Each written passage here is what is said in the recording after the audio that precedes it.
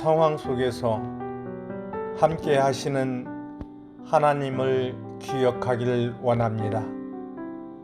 그 상황 속에서 하나님의 위로가 가득하길 원합니다. 다 함께 사도신경으로 우리의 신앙을 고백하겠습니다. 전능하사 천지를 만드신 하나님 아버지를 내가 믿사오며 그 외아들 우리 주 예수 그리스도를 믿사오니 이는 성령으로 잉태하사 동정녀 마리아에게 나시고 본디오 빌라도에게 고난을 받으사 십자가에 못 박혀 죽으시고 장사한 지 사흘 만에 죽은 자 가운데서 다시 살아나시며 하늘에 오르사 전능하신 하나님 우편에 앉아 계시다가 저리로서 산 자와 죽은 자를 심판하러 오시리라. 성령을 믿사오며 거룩한 공예와 성도가 서로 교통하는 것과 죄를 사하여 주시는 것과 몸이 다시 사는 것과 영원히 사는 것을 믿사옵나이다. 아멘.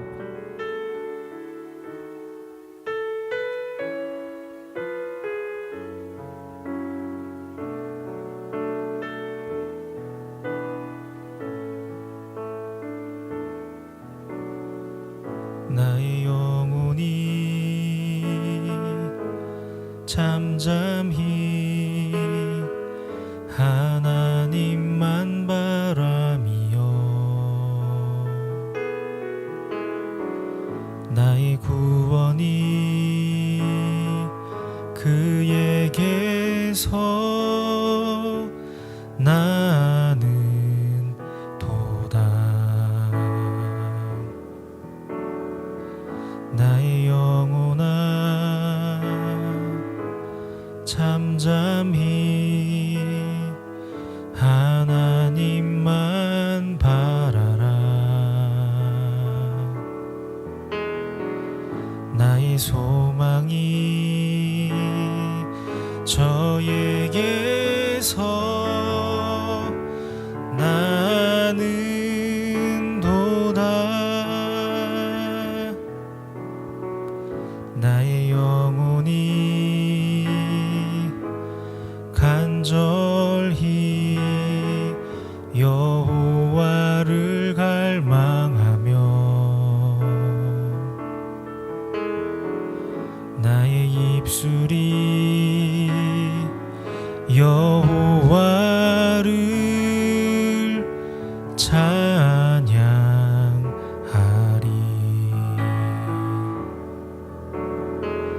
나의 영혼이 즐거이 여호와를 따르리니 나의 평생에 여호와를 송축하리.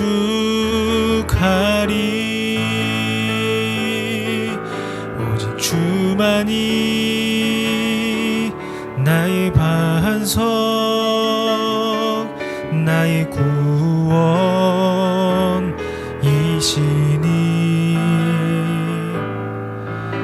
오직 주만이 나의 산성 내가 요동치 아니하리. 오직 주만이 나의 반석 나의 구원이시니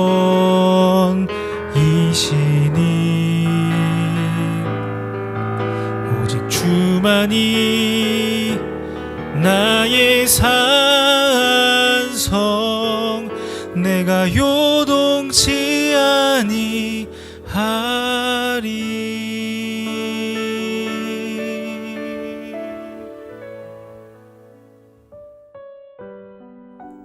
오늘 우리가 함께 나눌 말씀은 예레미야 41장 1절부터 3절입니다. 일곱째 달에 왕의 종친 엘리사마의 손자요 느다냐의 아들로서 왕의 장관인 이스마엘이 10사람과 함께 미스바로 가서 아히감의 아들 그다랴에게 이르러 미스바에서 함께 떡을 먹다가 느다냐의 아들 이스마엘과 그와 함께 있던 10사람이 일어나서 바벨론의 왕의 그 땅을 위임했던 사반의 손자 아히감의 아들 그다랴를 칼로 쳐 죽였고 이스라엘이 또 미스바에서 그다랴와 함께 있던 모든 유다 사람과 거기에 있는 갈대아 군사를 죽였더라. 아멘. 반갑습니다. 오늘 예레미야 41장 1절부터 4절을 중심으로 함정이라는 주제의 말씀을 함께 나누겠습니다. 그다랴가 바벨론으로부터 모든 권력을 위임받았을 때 그 이야기를 듣고 많은 사람들이 각 처에서 몰려들었습니다. 기존의 나쁜 권력자들은 다 포로로 끌려갔고 이제 나라가 망한 후에 새롭게 수립되는 정부의 그 느낌이었기 때문에 모두가 들떠 있었죠. 그다랴 자신도 워낙 인격적인 사람이었고 완전히 새롭게 시작되는 그 나라에서 제대로 정말 잘 해보고 싶었을 겁니다. 그때 요하난이라는 사람이 어떤 한 가지 소식을 가지고 옵니다. 이스마엘이라는 왕족 중 후손이 한 명 있는데 그 사람이 그다랴를 살해할 계획을 세우고 있다는 내용이었습니다. 그다랴는 처음에 요하난으로부터 그 말을 들었을 때 인정하고 싶지 않았습니다. 그래서 믿지 않았죠. 그러자 요하난이 이 모든 말이 사실입니다. 그러면서 굳이 그런데 당신이 신경 쓰지 않도록 허락만 해준다면 내가 대신 죽이겠다 이렇게 이야기합니다. 그쯤 되면 그다랴도 한 번쯤 그 문제에 대해서 진지하게 생각해 볼 법도 한데 그다랴는 그렇게 하지 않았습니다. 오히려 요하난에게 그러지 말라 이렇게 권면하죠. 근데 이게 사실 말이 쉽습니다. 무슨 말이냐면 제가 조금 비꼬아서 말하면 그다랴는 혼자 착한 척 다 하고 있는 겁니다. 물론 그다랴는 새로 시작하는 나라였기 때문에 정말 그렇게 인격적으로 좋은 성품으로 모든 것들을 다 해결할 수 있을 거라고 생각했을 겁니다. 그러나 누군가가 착하려면 그 뒤에서 굳은 일을 하는 사람들이 반드시 필요한 법이죠. 그 일을 요하난이 대신 하려고 하는 건데 그다랴는 모든 일을 인격적으로 자기가 다 처리할 수 있을 거라고 확신했던 게 분명합니다. 그래서 그게 교만입니다. 왜 그게 교만일까요? 우리는 모든 일들을 하나님께 맡겨야 하기 때문입니다. 근데 그다랴는 맡기지 않고 오로지 자기의 방식으로 해결하려고 하는 거죠. 하나님의 방식은 인격적으로 하는 건가? 그렇지 않습니다.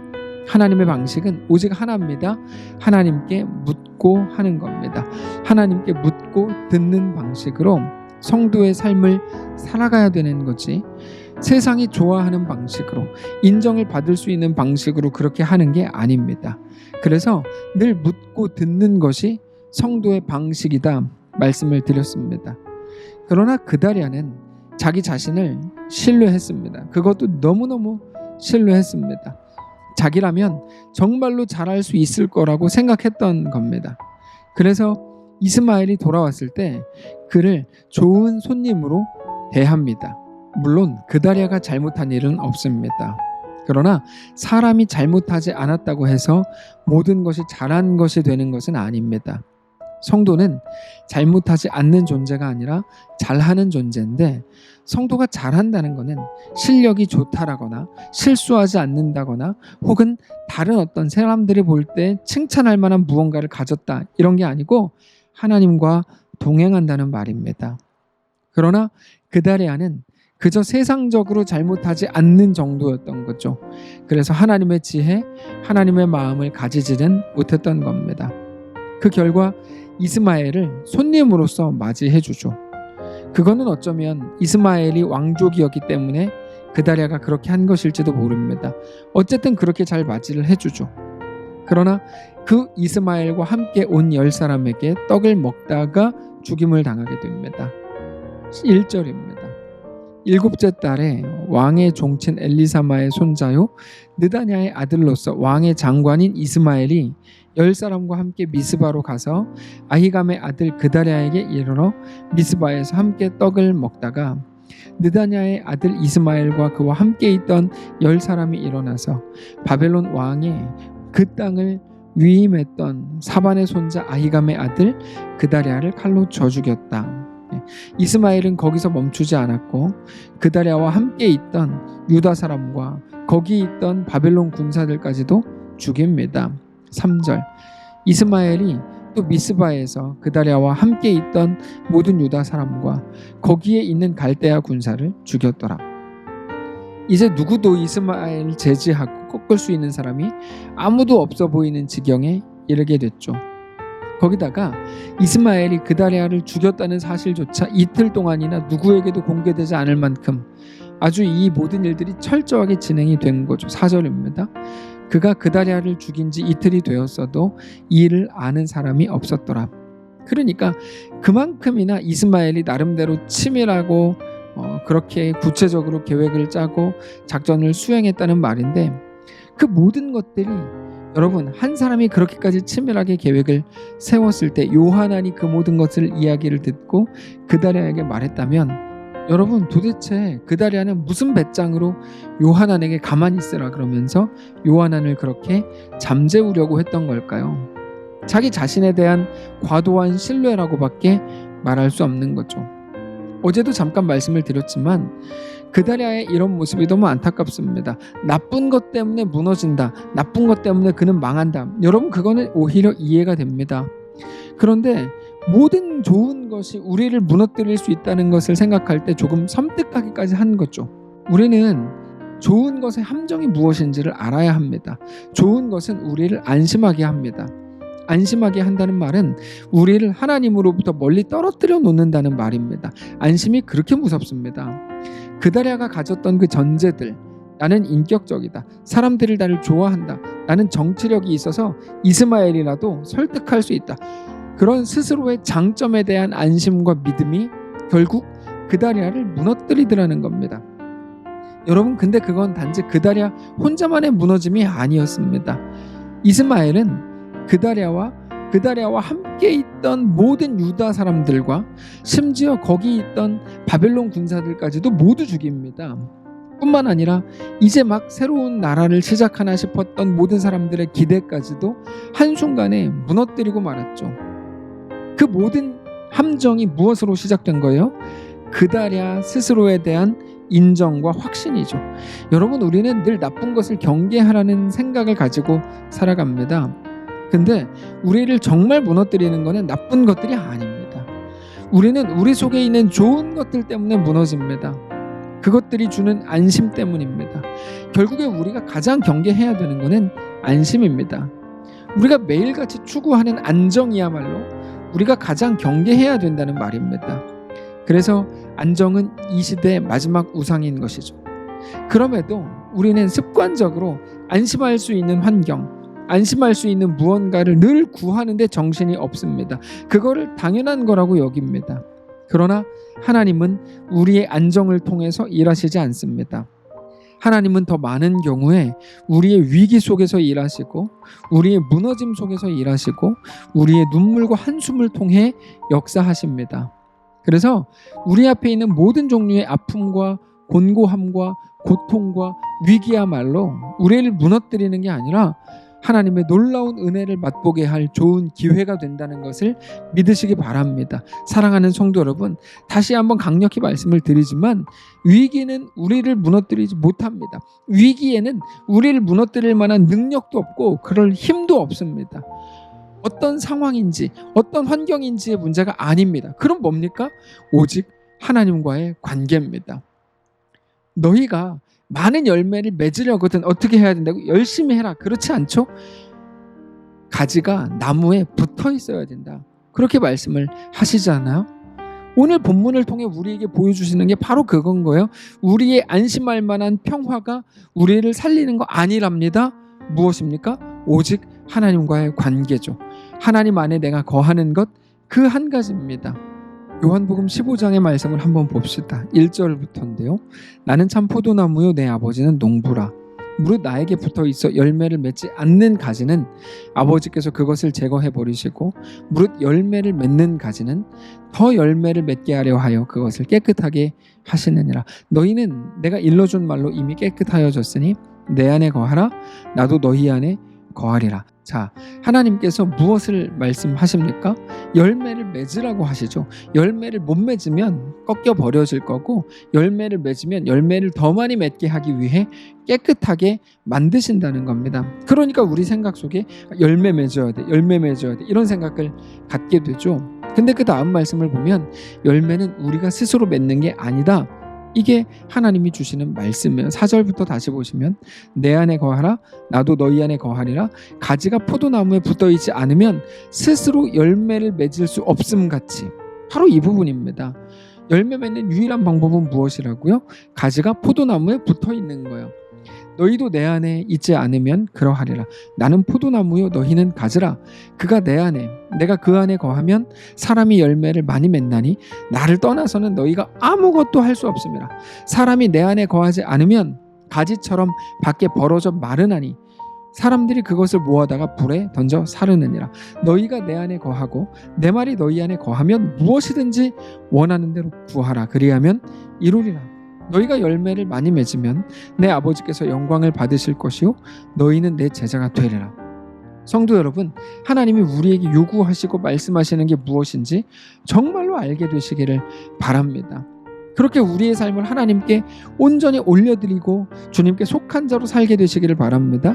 하나님이 우리 아버지요 우리 전부요 우리의 왕이신 것을 믿으시기 바랍니다. 어떤 상황 속에서도 심지어 바랄 수 없는 중에도 우리를 붙드시고 우리와 함께 하시는 하나님으로 인해서 우리가 원하던 안심이 아니라, 우리가 바라던 안심이 아니라 세상이 줄 수 없는 하나님만 허락하실 수 있는 진정한 샬롬으로 꽉 채워진 우리의 오늘이시기를, 우리의 전 인생 되시기를 축복합니다. 기도하겠습니다. 살아계신 하나님 감사합니다. 우리 자신을 신뢰했습니다. 더 많이 신뢰할 만한 것들을 구하고 찾았는지도 모릅니다. 그대로가 되고 싶었나 봅니다. 아니요, 오직 하나님의 자녀가 되기를 원합니다. 주님께 붙어있는 가지가 되기를 원합니다. 주님과 동행하는 자가 되기를 원합니다. 우리와 함께 하옵소서. 열매 맺으려고 하지 않게 하시고 오직 하나님께 붙어 있으려고 애쓰는 우리 모두의 삶이 되게 하옵소서. 하나님께서 우리와 함께 하시길 소원하며 살아계신 예수님의 이름으로 기도합니다. 아멘. 광고 말씀을 드리겠습니다. 오늘 저는 태국에 들어와서 오늘부터 20일을 지나게 됩니다. 하나님의 놀라운 은혜가 우리 가운데 부어지는 것처럼 선교지에도 온전히 부어지게 기도해 주시기를 부탁드리고, 여기서 일어나는 모든 여정 가운데 하나님의 은혜와 역사로 꽉 채워지는 귀한 시간 되도록 꼭 기도해 주시기를 부탁드립니다. 그리고 한국에 있는 모든 시간들, 특별히 일어나는 모든 사건들과 그 속에서 반응해야 되는 우리 교회 성도들의 모든 모습 속에 성령님 함께 하셔서 하나님의 거룩한 은혜가 우리의 실력을 뛰어넘고 압도하는 귀한 역사가 있게 되기를 기도해 주시기를 부탁드립니다. 오늘 하루를 하나님께서 우리에게도 허락하셨습니다. 믿음을 가지고 오늘 말씀을 붙들고 한 걸음 한 걸음 승리하며 나아가게 되시기를 주님 이름으로 축복합니다.